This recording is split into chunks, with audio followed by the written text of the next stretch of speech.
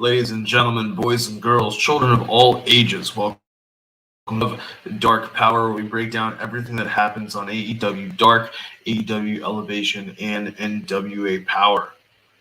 This was a jam-packed episode of NWA Powerrr. Elevation happened, and there was some good stuff on Dark. So let's get straight to it.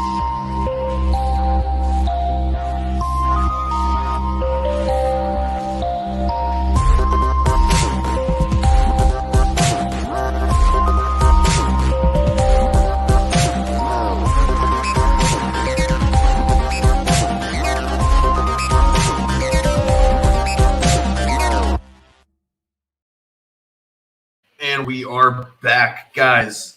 Like I said, there's a lot to get to, so we're going to get straight to it. But right before we do, I want to remind you to hit that like button, comment, share, subscribe if you have not already.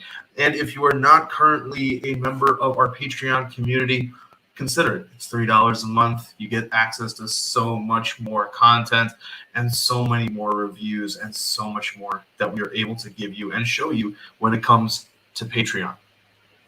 When it comes to showing us stuff, we've been saying this for a couple weeks, but AEW Dark and AEW Elevation have basically switched places, and there's not much to write home about when it comes to to Elevation this week. But there is stuff to talk about when it comes to Dark, and that's starting us off with this match right here. When Daniel Garcia takes on RSP, it is a really nice match, a good showcase for Garcia. He has a great arsenal of submission moves, and when he's up against somebody much larger than him in the form of RSP, Ricky Shane Page, he's able to employ that submission style, the tools in that arsenal. And during the course of the match, he's going to target the leg. You see both of those pictures were from moments in the match where Garcia is targeting the leg, trying to bring him down to the mat because, as Taz says, when you're on the mat, you're the same size as everybody else. And RSP finds that out quickly and in a hurry. Daniel Garcia is going to be able to pick up the win in this match. A good look for him as he continues to build, not momentum, because he doesn't necessarily have something big that he's working towards, but build his presence. That's really what these kind of matches are about sometimes. And for him, building that presence, building that repertoire, building that name brand association with the AEW crowd, that is, well, it's worth its weight in gold, realistically. Talking about worth its weight in gold, let's talk about the premier athlete making his AEW debut here against Fuego del Sol. This is an AEW contracted talent in Fuego del Sol facing off against a premier athlete, Tony Nese. And when I say worth his weight in gold, that's because Tony Nese brings something to Dark. He brings something to AEW. This is a guy who was overlooked a lot in NXT, overlooked a lot on 205 Live, and during his time on the main roster. I think he was on Raw for most of it, but he pretty much was bouncing back around, and he was on 205 Live a lot. But he has a lot to offer, and I'm looking forward to seeing whether he makes his full-fledged signature with AEW. Here, he's in a match against Fuego del Sol, and Fuego, even though he is an AEW contract talent himself, is still utilized somewhat in a bit of a enhancement talent function. But it's actually important. Fuego fulfills an important kind of bridge piece. I've said it before, I'll say it again. Chris Jericho pointed out to Vince McMahon during one of his returns to WWE, one of the more recent ones, he said, if all I do is lose to people, the notion of beating Chris Jericho means less and less. I have to have some wins. So Fuego having wins and having some level of credibility, it's good then when he transfers that level of credibility to somebody else in a loss. Now, last week, we saw Tiger Ruas, the former Arturo Ruas, another former NXT talent, make his debut. It was a vicious, vicious match. But here he is in a match against none other than Pac. This was a great main event. I gotta say, these guys put on a nice show. They have some great submission moves between the two of them. They have a lot of power when it comes to a clash of styles. Because Pac, while he does have submissions, is also an aerialist. And Ruas, while he does have submissions, is also a very, very good striker. And you have a striker trying to take down an aerialist, keep him grounded, but they also have submission moves that can play against each other. And we're going to see that throughout the course of this match. This moment here where Ruas has Pac in a trying to have him in a triangle, I should say, but Pac is powering out of it and using his incredible strength to lift himself up so that he can slam. Ruas was really, really nice. And he doesn't even really get to slam him.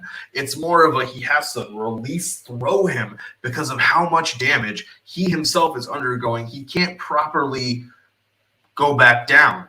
He has to just release the guy. So this was a really good match, befitting of the main event. I didn't know all of the matches beforehand. I just knew that Nice and Fuego were going to be on the card. So I figured that would be the main event. But seeing as this was the main event, I got to say, I'm a lot more pleased that this was. They gave them the time to do what they needed to do, and both men looked really good in the match. But of course, only one of them can win, and it was everyone's favorite bastard. So let's turn to NWA Powerrr, guys. This week we are getting some of the matches from By Any Means Necessary. This is a great beginning, a weird middle, and then a weird end, partially because of that beginning. Let's start with that beginning. We start off with an interview from Jax Dane. Kyle Davis is there asking him the questions. And of course, Jax Dane puts the spin on it. He says that Crimson is the one who betrayed him. The wingman left his wingman behind. Kyle Davis, of course, is doing what we're all doing and going, what the fuck are you talking about? But Jax still makes it work. However, the promo goes a little bit longer than it needs to, considering Jax Dane is, basically saying, I'm going to beat the shit out of you in the steel cage match, which now, like I said last week, I figured that we'd have a steel cage match for our main event, and then we'd have Trevor and I think it's supposed to be Pope for our main event next week.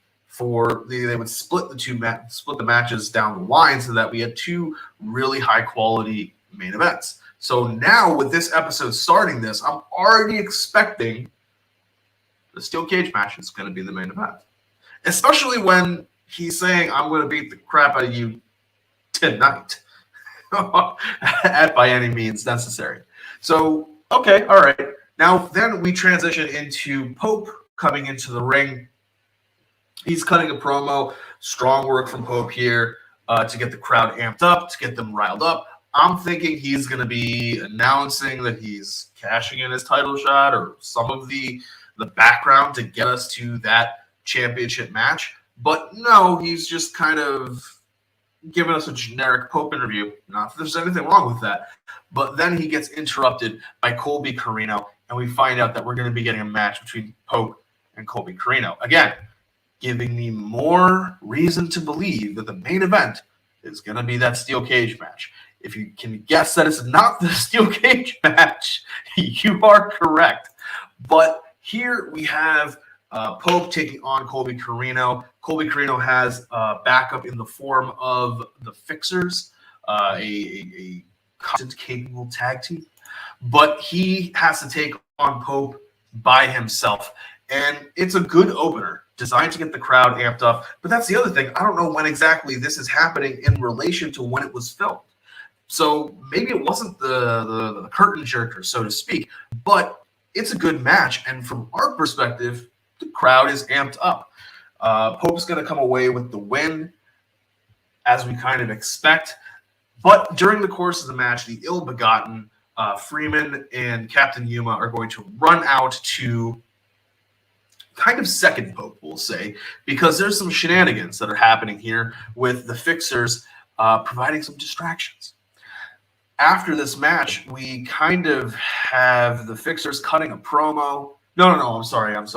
You'll see why it's confusing. We kind of transition into the Fixers versus Yuma and Freeman. And this is just kind of all right. It's a match. I don't know why Yuma's really being taken seriously, but hey, sometimes the NWA just needs some gosh darn bodies. Anyway, after the match, this is where it starts to get confusing. Like I said, we get to the middle portion of this episode. The Fixers are cutting a promo here where they're basically introducing themselves, saying we fix problems, we beat the shit out of people, yada, yada, yada. We're available to be hired, so on and so forth. But then music plays. And just as they were seemingly one-upped by the ill-begotten earlier, now they are one-upped by none other than Ring of Honor's the OGK. And all of a sudden, we're having another tag team match with the Fixers taking on OGK. Now, I will say this. Really good match. Can't complain. Can't complain about the match itself. What I can complain about is you just did something to get the Fixers over as credible threats. Well, maybe not credible, but threats by beating up Freeman and Yuma. They cut a promo talking about themselves, putting themselves over. They are threats.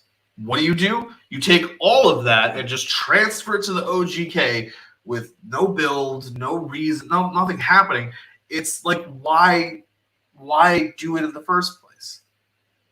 Why have Ill-Begotten and Yuma run out? You should have just had the OGK run out to support Pope and then gone to the tag match if the eventual goal was to have the OGK beat the Fixers, which is exactly what they do. So it's just kind of confusing, and the problem is that we're almost treated to gauntlet matches of sort.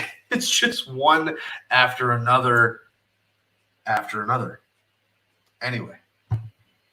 After this, we have a interview with the Sinister Minister and Judas, where we find out that Sol has this title shot against good old Judas. But if he loses the match, well, then he can't challenge for the NWA National Championship for 18 months. Now, if he wins, he gets Judas's title shot. So there's a fair trade. Two things. One, I appreciate the fact that James Mitchell said, we are only giving you this shot because you asked, unlike James Storm. I like that. That's good development. That's good just follow through. It's not callback. I can't think of the word I'm trying to say, but it's good usage of history. It's culminative. Cumulative, not culminative. Words are escaping me tonight. But it's smart. The other thing that I liked was when I first heard about the match, I knew that what the stipulation was going to be. And I was like, why 18 months? That makes no sense. But then James Mitchell says, 6 months, 6 months, 6 months, 666. And I was like, damn, all right, that's actually hilarious. I like it. That's really good. Let's see what happens, because I know there's no way Judas is losing to Sol. And of course, he doesn't. Sol does not belong in the ring with Judas. And I got to give Sol credit for putting up a good fight. For attempting, but it's not really looking good for him.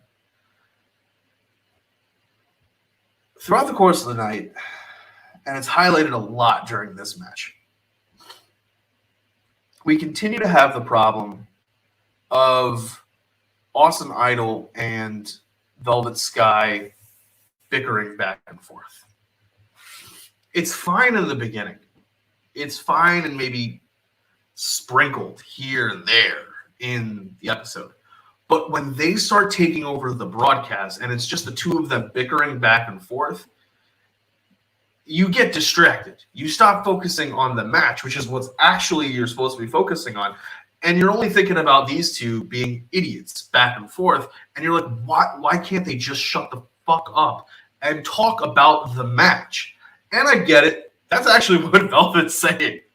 But Austin won't shut up. And Velvet, for whatever reason, Velvet Sky, the person, falls for the bait every single time. And Velvet Sky, the character, falls for the bait every single time.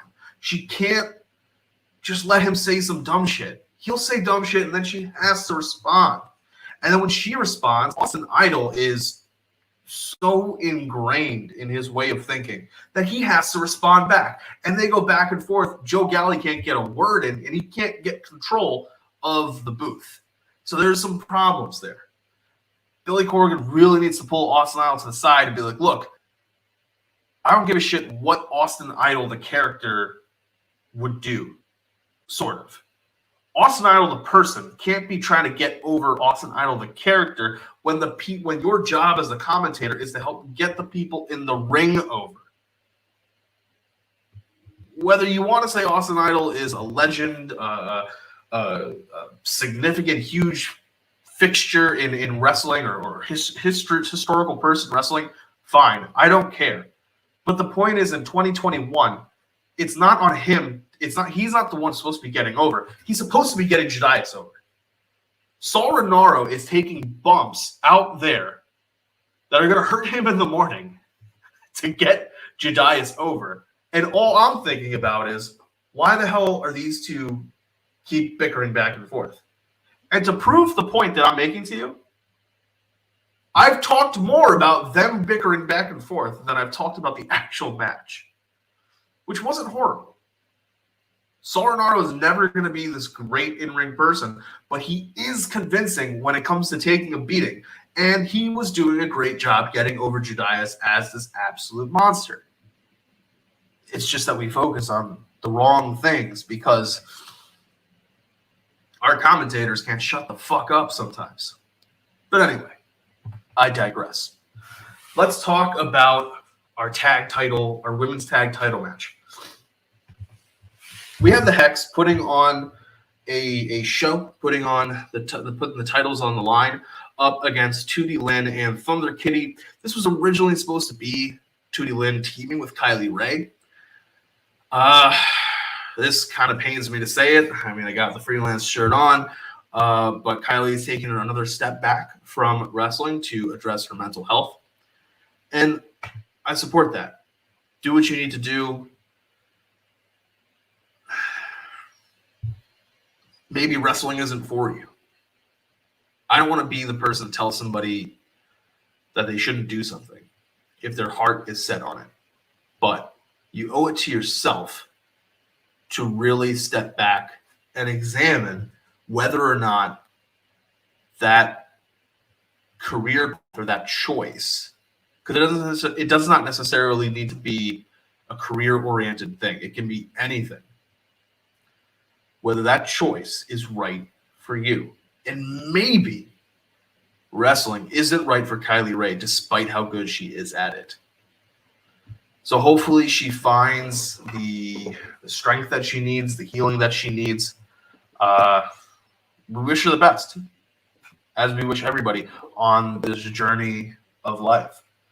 But here we have Tootie Lynn taking on Thunder Kitty. And if I didn't already think that Tootie Lynn and Thunder Kitty were not going to win this match, the fact that Tootie Lynn and Kylie Rae were not going to win this match, the fact that now they've swapped out Kylie Rae for Thunder Kitty just reinforces that even more. It's a good match. It's nothing too crazy to write home about. They're two pretty good sets of teams. I will say that Thunder Kitty and Tootie Lynn did work pretty well together for a team that was hastily thrown together. And as far as we haven't seen them as a team before, so at least it's new to us, the regular viewer. Maybe they've teamed together on the independents. I don't know, but they look like they gelled. They look like they gelled pretty well together, and that's really all you can ask for, especially because they probably found out on short notice that they were going to be getting this match. And I think maybe that's what fuels what I don't like about this main event. Because I think that 2D Lin and Kylie Ray versus the Hex were going to get a little bit more time. Instead, I feel like they shortened the match. And I feel like they gave that time to the main event. Now,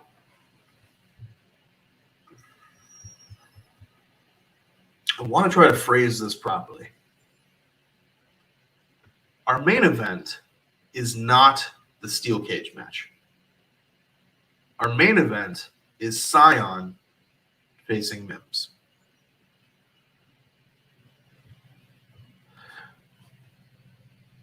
The NWA and Billy Corgan are doing two things at the same time, or they have to do two things at the same time. The first is that they have to put on a good show for everybody in Kentucky, in Oak Grove, Kentucky, who's watching this. Those people sat through 2 hours, right? 1 hour we're watching today, and the other hour we're going to see next week.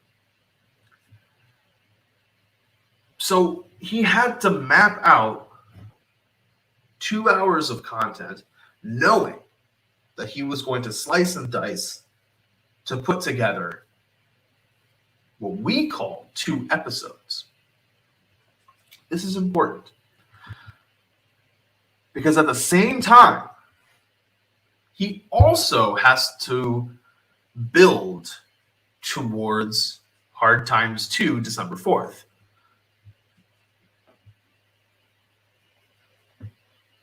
At Hard Times 2, we're going to be getting Sion versus Tyrus for the TV title.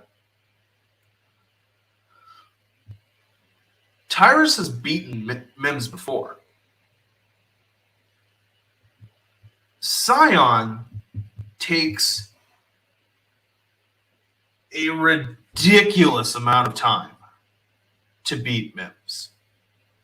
Way more time than he needs to. Way more time than he needs to within the context of promoting for Hard Times 2. Because that's what this match is for us, for the NWA Powerrr viewing audience. For the people in Kentucky, it's just a match. It's just a pay-per-view match. They paid their money, they're going to be there.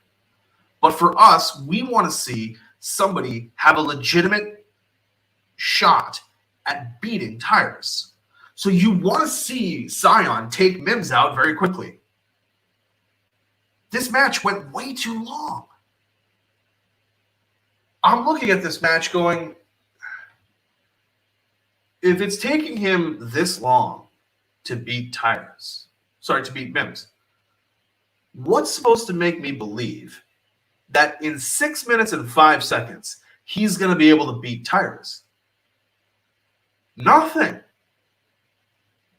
The match didn't do much for Sion other than us going, wow, Sion's a really good wrestler. But he's not a really good wrestler if there's a time crunch, apparently. After the match, he has a little showdown with Austin Idol on commentary, probably part of the reason Austin Idol was on commentary in the first place. Was Tim Storm really that busy? I think he's got does he have a tag match or something on the rest of By Any Means Necessary? But it's annoying because the match is really, really good. It's a solid match. It's as a main event of an episode of TV and as a match on a pay-per-view, It's really good. It deserves to be there. But as a match that's designed to get somebody over, to make them a credible threat for a heel champion, it doesn't do the job. Because I've seen Tyrus beat people in under 6 minutes and 5 seconds. I need to see Sion beat somebody roughly of Tyrus' size and strength and resiliency in about 6 minutes and 5 seconds. Otherwise, I'm just like, okay, he's really good. And finally, you could have just had the freaking steel cage match as the main event. I don't know what exactly the plan is going to be for next week.